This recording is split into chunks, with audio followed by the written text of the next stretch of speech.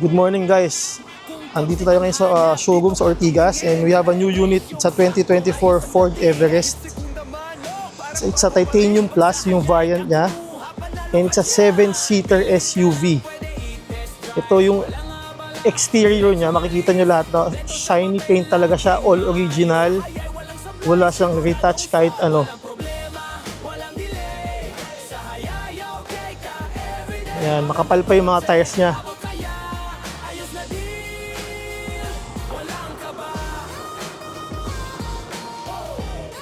Ito, silipin natin yung loob niya. It's an all leather interior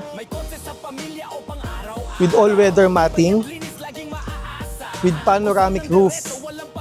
Ito, testingin natin yung panoramic roof niya. Ayan. Working siya. Ito yung interior niya.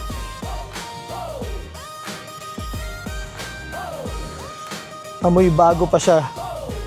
It only has 30,000 kilometers original. Not tampered po yan guys. Money back guarantee po tayo dyan. And scan all you want po tayo. Meron din siyang switch dito sa aircon sa likod. If you want to control your aircon sa rear. Meron din siyang charger, USB, Type-C. 7-seater. All leather. Ito para kung may papasok sa likod, mabilis makakasakay.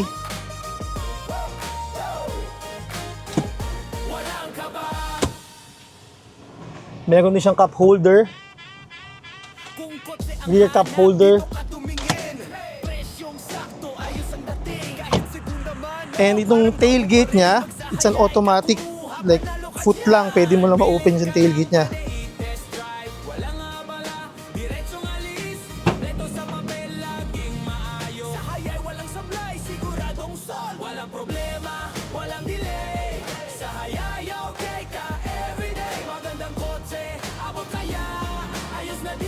Punta tayo ngayon dito sa driver's side.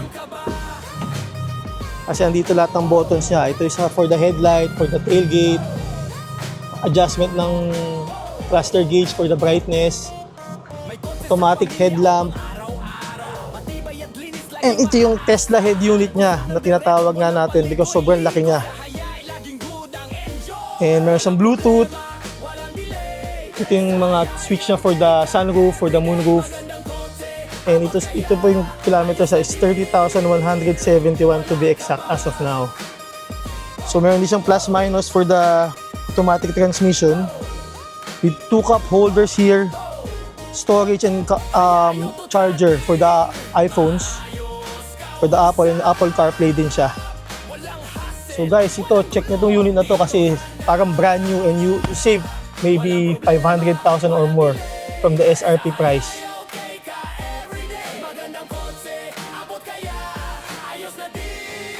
So, PM lang guys, if you want to check the unit, PM lang kami sa page namin and then we can show you the unit, you can test drive the unit, and we can help you sa financing options din.